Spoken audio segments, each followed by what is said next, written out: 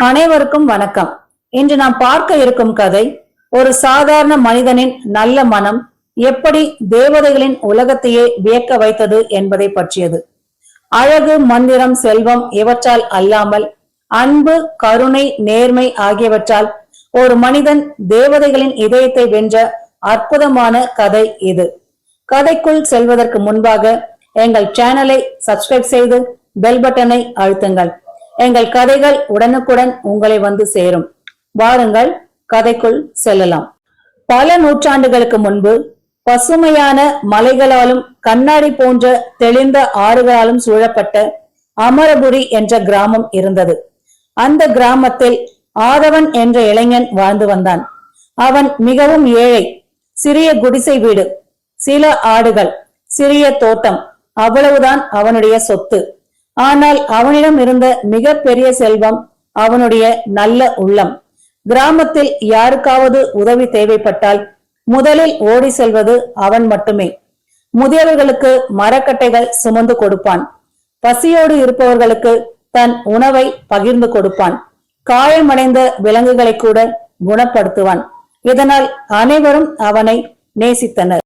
ஒரு நாள் மாலை ஆதவன் காட்டுப்பகுதியில் விறகு சேகரித்துக் கொண்டிருந்தான். அப்போது தொலைவில் ஒரு விசித்திரமான ஒளி தெரிந்தது. ஆர்வத்துடன் அவன் அந்த ஒளியை நோக்கி நடந்தான். ஒரு பெரிய மரத்தின் அடியில் ஒரு சிறிய பெண் அழுது கொண்டிருந்தாள். அவளுடைய உடைகள் சாதாரணமாக இருந்தாலும் அவளிடமிருந்து மெல்லிய தங்க ஒளி வெளிப்பட்டது. என்ன ஆயிற்று என்று ஆதவன் கேட்டான். நான் தவறி விழுந்து விட்டேன் என்று அந்த பெண் அழுதாள். ஆதவன் உடனே அவளுக்கு தண்ணீர் கொடுத்தான். பசியால் வாடியிருந்ததால் தன்னிடம் இருந்த உணவையும் கொடுத்தான். இரவு ஆகிவிட்டதால் தன் குடிசைக்கு அழைத்து சென்றான்.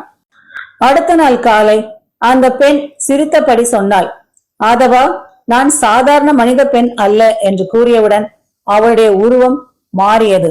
பொன்னிற சிறகுகள், ஒளிரும் கிரீடம், வைரம் போல ஜொலிக்கும் கண்கள். அவள் ஒரு தேவதை. அவள் பெயர் வான்மதி. ஆதவன் அதிர்ச்சி அடைந்தான். நான் தேவதைகளின் உலகத்தை சேர்ந்த இளவரசி என்றாள். நேற்று உன் நல்ல மனதை சோதிக்கவே மனித உருவில் வந்தேன் என்றான். அவள் ஆதவனிடம் உனக்கு என்ன பரிசு வேண்டும் என்று கேட்டாள். ஆதவன் சிரித்தான். எனக்கு எதுவும் வேண்டாம் என்றான். இதை கேட்ட தேவதை மிகவும் வியந்தாள். ஏனென்றால் பெரும்பாலான மனிதர்கள் தங்கம், வைரம், அரண்மனை என பலவற்றை கேட்பார்கள். ஆனால் ஆதவன் எதுவும் கேட்கவில்லை. வான்மதி தேவதை தன் உலகத்திற்கு திரும்பினாள். அங்கு ஆயிரக்கணக்கான தேவதைகள் வாழ்ந்தனர். அவள் நடந்ததையெல்லாம் கூறினாள். தேவதைகள் ஆச்சரியமடைந்தனர். உண்மையிலேயே இப்படி ஒரு மனிதன் இருக்கிறானா என்று கேட்டனர். அவர்களும் அவனை சோதிக்க முடிவு செய்தனர். சில நாட்கள் கழித்து ஒரு முதியவர் போல வேடமிட்ட தேவதை கிராமத்திற்கு வந்தாள். அவள் மிகவும் பலவீனமாக நடந்து கொண்டாள். மழை பெய்து கொண்டிருந்தது. யாரும் அவளை கவனிக்கவில்லை.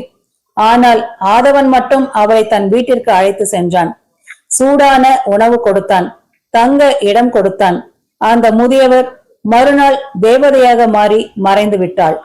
மீண்டும் சில வாரங்கள் கழித்து இந்த முறை ஒரு காயமடைந்த மான் உருவத்தில் தேவதை வந்தாள். அதன் காலில் காயம் இருந்தது. பலர் அதை பார்த்தும் அதற்கு உதவவில்லை. ஆதவன் மட்டும் அதை தூக்கி கொண்டு வந்து மருந்து போட்டான். பல நாட்கள் பராமரித்தான். மான் குணமடைந்த பிறகு தங்க ஒளியாக மாறி வானத்தில் பறந்தது. இவ்வாறு பல மாதங்கள் தேவதைகள் அவனை பல விதங்களில் சோதித்தனர். ஆனால் ஒவ்வொரு முறையும் ஆதவன் தனது நல்ல மனதையே வெளிக்காட்டினான். அவன் யாருக்கு உதவுகிறான் என்பதை கூட அறியாமல் உதவினான். இறுதியாக தேவதைகளின் ராணி ஒரு பெரிய முடிவெடுத்தாள்.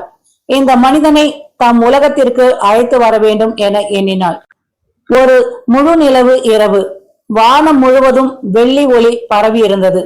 திடீரென ஆயிரக்கணக்கான ஒளிக்கதிர்கள் பூமியை நோக்கி இறங்கின. தேவதைகள் அனைவரும் தோன்றினர். கிராம மக்கள் பயந்து போனார்கள். ஆதவன் மட்டும் அமைதியாக நின்றான். தேவதைகளின் ராணி முன் வந்து பேசினாள். ஆதவா, நீ எங்கள் இதயங்களை வென்றுவிட்டாய். செல்வத்தால் அல்ல, அழகால் அல்ல, உன் அன்பால் என்றாள். பிறகு அவள் ஒரு மாய கதவை திறந்தாள். அதன் பின்னால் தேவதைகளின் உலகம் தெரிந்தது. அங்கு தங்க அரண்மனைகள் இருந்தன, வண்ண வானவில்கள், மந்திர தோட்டங்கள், ஒளிரும் நீரூற்றுகள் என எங்கும் மகிழ்ச்சி நிறைந்திருந்தது.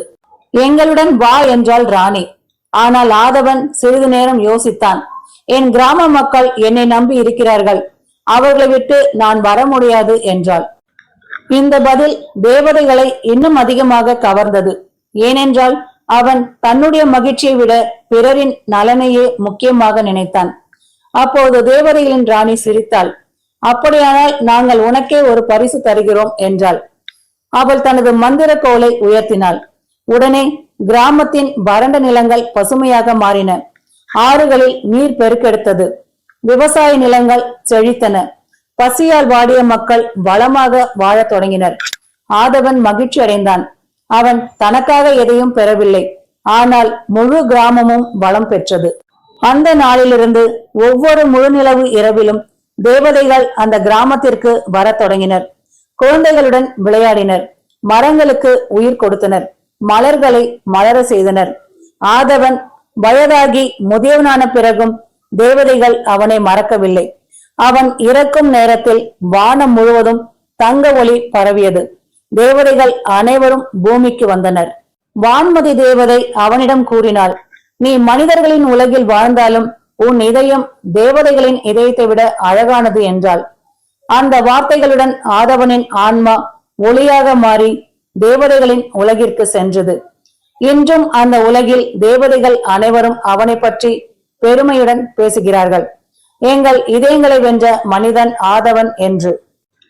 நண்பர்களே, இந்த கதையின் நீதி என்னவென்றால், உண்மையான அழகு முகத்தில் இல்லை, மனதில்தான் இருக்கிறது. செல்வம், அதிகாரம், மந்திரம் ஆகியவை ஒருவனை பெரியவர் ஆக்காது. கருணை, அன்பு, உதவும் மனப்பான்மை ஆகியவையே ஒருவரை உயர்ந்தவராக மாற்றும். நல்ல மனம் கொண்டவர்களை மனிதர்கள் மட்டுமல்ல, தேவதைகள் கூட நேசிப்பார்கள். இந்த கதை உங்களுக்கு பிடித்திருந்தால் உங்கள் நண்பர்களுடன் பகிர்ந்து கொள்ளுங்கள். மீண்டும் ஒரு அழகான கதையுடன் உங்களை சந்திக்கின்றேன். நன்றி.